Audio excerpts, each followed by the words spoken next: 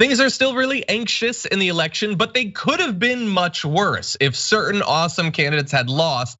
But I am here to tell you that none of them did. With the world anxiously awaiting the results of a presidential election that some have called a matter of life and death, the 4 progressive congresswomen who burst onto the national political scene in 2018 and quickly became known collectively as the Squad expanded their informal team in the US House on Tuesday by at least 4. So not only do you now have Ayanna Pressley, AOC, Ilhan Omar, and Rashida Tlaib, you now also have Jamaal Bowman, Mondaire Jones, as well as Cory Bush and Newman. 3 of those 4 have been on TDR. We got very close with Cory Bush yesterday, but we had audio problems. But hopefully we'll be talking to them more in the future. But there now we have a doubling of the Squad. We have additional Justice Democrats coming in, great progressives that are hopefully going to be out there putting pressure on the points where pressure needs to be placed. So that is very good news. Losing any one of those would have been devastating. Congratulations to the Republicans who set fire to millions of dollars trying in vain to take down Ilhan Omar and AOC and Rashida and all that. But JR, at least that didn't happen. No, it's good. And I've been saying this since the original 4 were elected, was we need the re-election before I feel good enough about this confirmation of people accepting the reality. We know that the policies are on our side when it comes to these types of candidates and these types of Congress people. We know that. We need that confirmation from the rest of the country that they understand it, or enough of the rest of the country understands it, and they continue to be put in office. But on top of just reaffirming the original ones, then we get some additions. This is even better, and actually pretty much expected. That's the whole point. When you know the truth, when you know that the actual agenda items are on your side, things that Americans need, you really shouldn't have to worry about it because it'll speak to people. That's the whole thing. You say something as a politician, or you propose something, and you see that people respond to it, or look up and go, man, that actually really helped me. That's how it's supposed to work. It really shouldn't be that hard to connect with people in a representative government.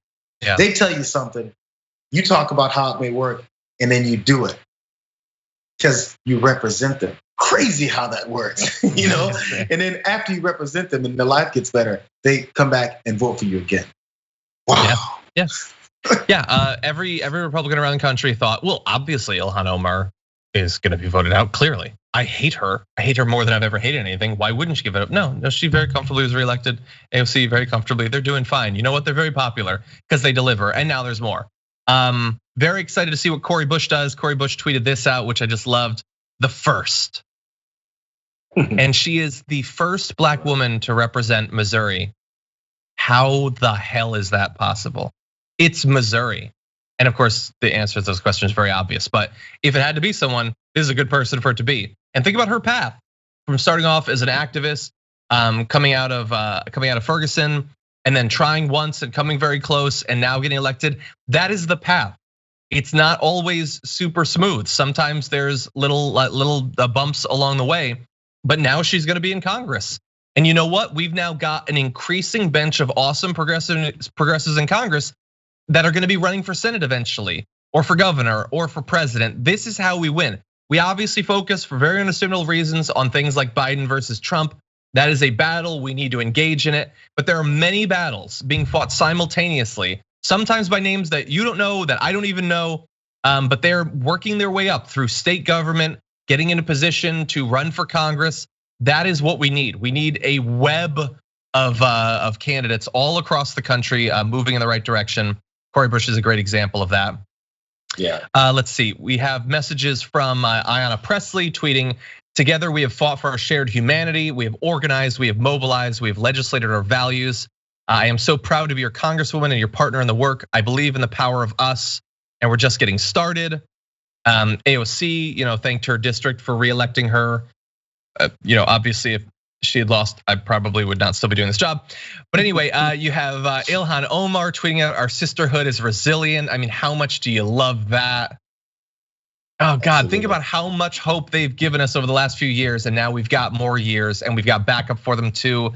We've got Jamaal Bowman saying, "Wow, I'm so humbled to be the next representative of New York 16. Thank you so much. Ready to get to work to disrupt the status quo and deliver for our families. Hold me accountable, push me and my colleagues. I'm going to need you in Congress with me. There's so much work to do." So awesome. This is how I think, to address that one person about the third party, or developing a third party. This It's a slow burning process. I'm sorry, it sucks. This is the way to change over the people that are in office. We've picked up several more, So the people in office are a way to take over and modify and enhance this party rather than just jumping around and trying to do another one that has to gain traction, which may take longer. Again, think about it. Since the beginning of this nation's birth, there has been politicians put in place to disenfranchise or not represent certain folks this whole time. And the slow burn to change that, to actually change that, it can't happen in one cycle after it's been our entire history to do the exact opposite. The culmination of power that has been built up to not represent Americans. It sucks, and I'm frustrated by it too. It's not gonna just change overnight off of 2 elections. It's not, so keep building, and keep staying engaged, because the people who want it to stay the way it's been are definitely staying engaged because they're invested in it.